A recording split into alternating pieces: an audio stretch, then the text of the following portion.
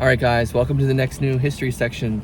We're going to be finishing up this chapter on securing the Constitution and Union, and we're in the foreign and domestic crisis section. Anyway, hopefully the background noise isn't too much. It's kind of hot in here and it's cool outside, so I needed some fresh air. So hopefully the sound of the traffic isn't too loud for you guys. Hopefully it's not too bothersome, because we're going to forge ahead and do this no matter what. I mean, you know. So anyway, we're getting into a new chapter here, basically, theoretically, not a technical new chapter in the book, but excuse me, a new chapter in U.S. history. The election of 1796. George Washington has stepped down. I mean, he's finished his second term and that's it. He's going back to Mount Vernon. So it means we're getting a new president. Excuse me. The election of 1796. With George Washington out of the race, the United States had its first election contested by political parties. The Federalist Caucus, a group of leading congressmen, chose Vice President John Adams as their candidate. The Republicans nominated Thomas Jefferson. Aaron Burr, a young New York attorney and senator who was distrusted by many and disliked by most, also ran as a Republican. The campaign was mean and nasty. The Federalists were attacked for unpopular taxes. Big truck passing by right now. The campaign was mean and nasty. The Federalists were attacked for unpopular taxes, excessive spending, and abuses of power. Republicans called the pudgy John Adams his rotundity and labeled him a monarchist who despised the people. Adams wanted people to refer to the president as His Highness. Federalists countered that Jefferson was a French-loving atheist, eager for another war with Great Britain. Adams won the election with 71 electoral votes, but in an odd twist, Jefferson, who received 68 electoral votes, became vice president. This is where the cookie crumbles. Now, this is where it gets interesting. The Federalists won control of both houses of Congress. Despite the ferocity of the campaign attacks, both parties initiated what would become a tradition of ensuring a peaceful transfer of power after a hotly contested election. Interesting. The Adams administration. Vain and prickly, opinionated and stubborn, John Adams viewed everyone as less talented and less deserving than he believed himself to be. And he told them so. Wow, okay. So not George Washington, to say the least. Popularity, he admitted, had never been his mistress. He had long lusted for the presidency, but he was a much better political theorist than he was a political leader. An independent thinker with a combative spirit and volcanic temper. Interesting. He fought as often with his fellow Federalists, especially Alexander Hamilton, poor dude, as with his Republican opponents. Benjamin Franklin said Adams was always an honest man, often a wise one, but sometimes absolutely out of his senses. The same could be said for Adams's talented wife, Abigail. She too was prone to letting her candor get ahead of her tact, as when she told her husband that Congress was full of cowardly imbeciles. Interesting. John Adams feared democracy and despised social equality. He once referred to ordinary Americans as the common herd of mankind. He also felt that he was never properly appreciated, and he may have been right. Yet on the essential issues of his presidency, war and peace, he kept his head when others about him were losing theirs, probably at the cost of his re-election. Very interesting. And as a picture of him here, John Adams, political philosopher and politician. Adams won the election of 1796 by a thin margin, becoming the second president of the United States. He was the first president to take up residence in the White House in early 1801. John Adams.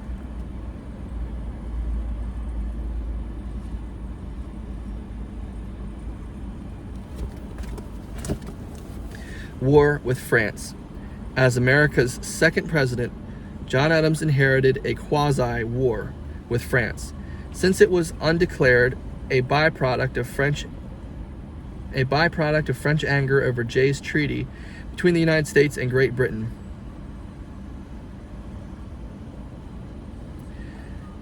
The navies of both nations, that's why it was called a quasi-war, because it was undeclared, and it was a byproduct of the Jay's Treaty. The navies of both nations were capturing U.S. ships headed for the other's ports. By the time of Adams's inauguration in 1797, the French had plundered some 300 American vessels and broken diplomatic relations with the United States.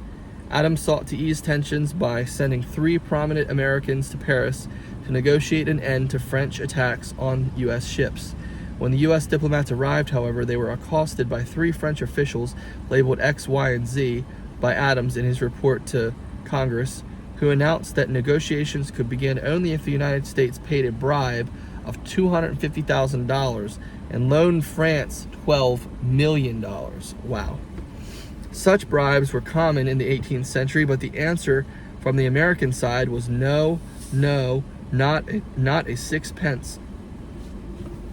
When the so-called XYZ affair became public, hostility towards France soared. Many Republicans, with the exception of Vice President Jefferson, joined with Federalists in calling for war. Federalists in Congress voted to construct warships and triple the size of the U.S. Army. By the end of 1798, French and American ships were engaged in an undeclared naval war in the Caribbean Sea. Conflict with France. A cartoon indicating the anti-French sentiment generated by the XYZ affair. In the background, a savage-looking figure bearing the French flag operates the guillotine, while on the left, the 3 American negotiators reject the Paris monster's demand for money.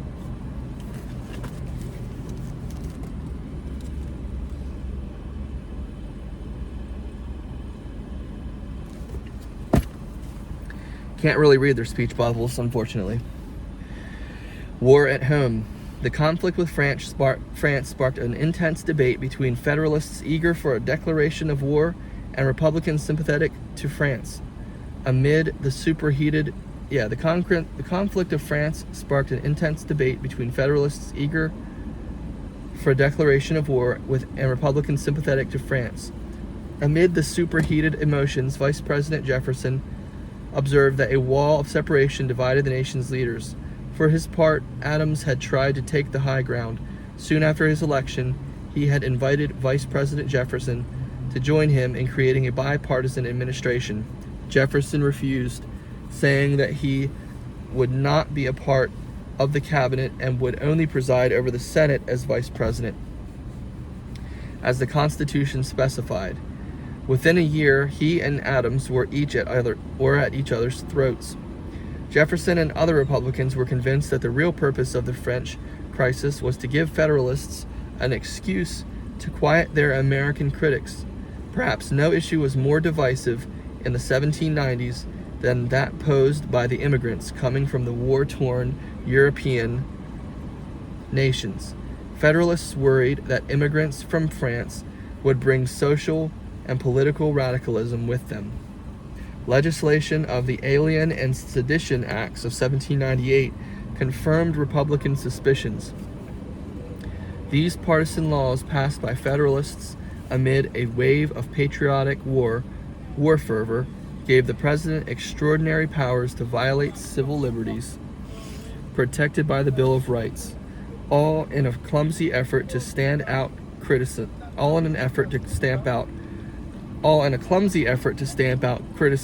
of the administration. They limited freedom of speech and of the press, as well as the liberty of aliens, immigrants who had not yet gained citizenship. James Madison wrote Jefferson that Adams's effort to violate civil liberties was a monster that must forever disgrace its parents.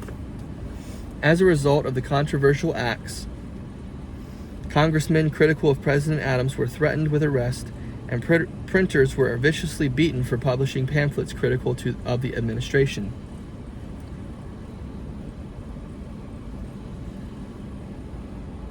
"12 printers and 4 Democratic Republican newspaper editors were charged with sedition.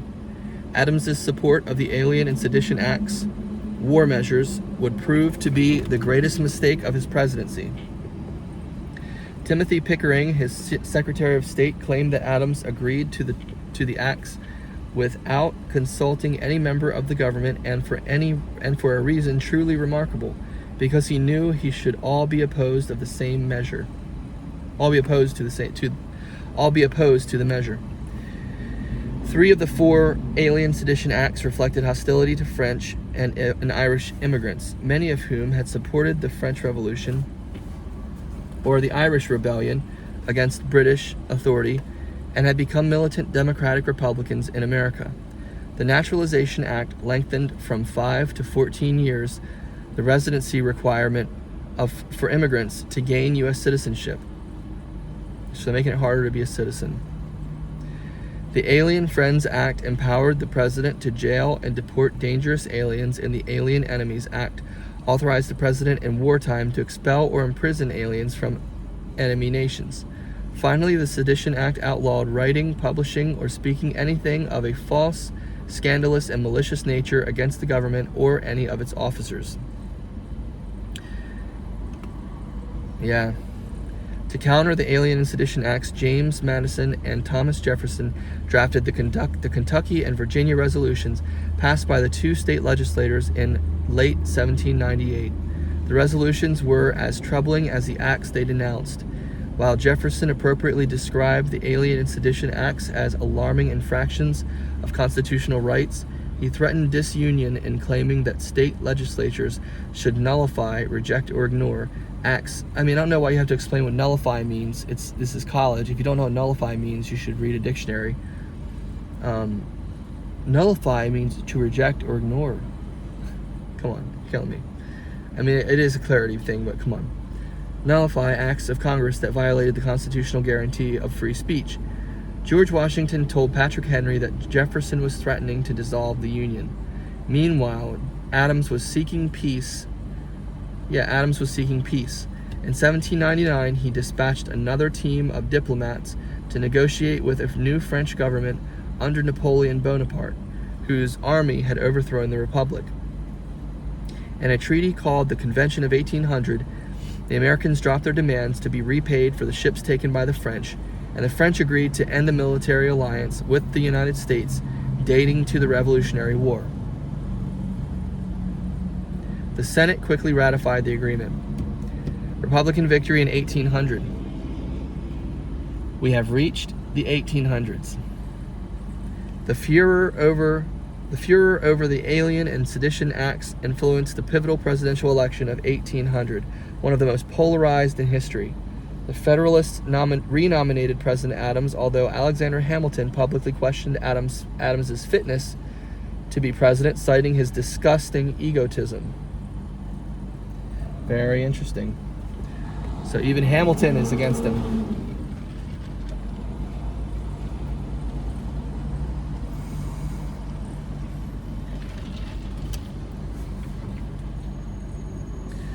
Thomas Jefferson and Aaron Burr, the Republican candidates, once again represented the alliance of the 2 most powerful states, Virginia and New York. Big old truck over here. A Federalist newspaper predicted that if the godless Jefferson were elected, murder, robbery, rape, adultery, and incest will be openly taught and practiced. That's what that newspaper is trying to tell people. Not to be outdone, a Republican newspaper dismissed John Adams as a monarchist, a hideous hermaphroditical character with neither the force nor firmness of a man nor the gentleness and sensibility of a woman. Dang, shots fired. Adding that he was a blind, bald, crippled, toothless man who wants to start a war with France. In the election of 1800, Jefferson and Burr emerged with 73 electoral votes each. Adams received 65. When Burr refused to withdraw in favor of Jefferson, the tie vote in the Electoral College sent the election into the House of Representatives, a constitutional defect corrected in 1804 by the 12th Amendment In the end, after 36 ballots, the House chose Jefferson over Burr. John Adams did not make it. He did not make it there. Before the Federalists turned over power on March 4th, 1801, President Adams and Congress passed the Judiciary Act of 1801, an effort to ensure Federalist control of the judicial system by creating 16 federal circuit courts with a new judge for each. It also reduced the number of Supreme Court justices from 6 to 5 in an effort to deprive the next president of appointing a new member. Before he left office, Adams appointed Federalists to all the new positions. John Adams was a savage. Yes, he was. The Federalists quipped Jefferson had retired into the judiciary as a stronghold. They never again would exercise significant political power. So much for the Federalists. Pretty crazy. A new era. The election of 1800 further divided the young republic into warring political factions and marked a major turning point in the nation's history. It was the first time one party had relinquished presidential power to the opposition, and it was the only election that pitted a sitting president, Adams, against his own vice president, Jefferson. Pretty cool. But Jefferson's hard-fought victory signaled the emergence of a new, more democratic political culture dominated by bitterly divided parties and wider public participation. With the gradual, which is not what the Federalists wanted, with the gradual elimination of the requirement that citizens must own property to vote, the electorate expanded enormously in the early 19th century. Jefferson called his election the Revolution of 1800, for it marked the triumph of the Republican Party and the slaveholding South. 3 Republican slaveholders from Virginia, Jefferson, James Madison, and James Monroe, would hold the presidency for the next 24 years. John Adams was so upset by his defeat that he refused to participate in Jefferson's inauguration in the new federal capital in Washington, D.C. Instead, unannounced and unappreciated, Adams boarded a stagecoach at 4 a.m. for the 500-mile trip to his home in Massachusetts. He and Jefferson would not communicate for the next 12 years.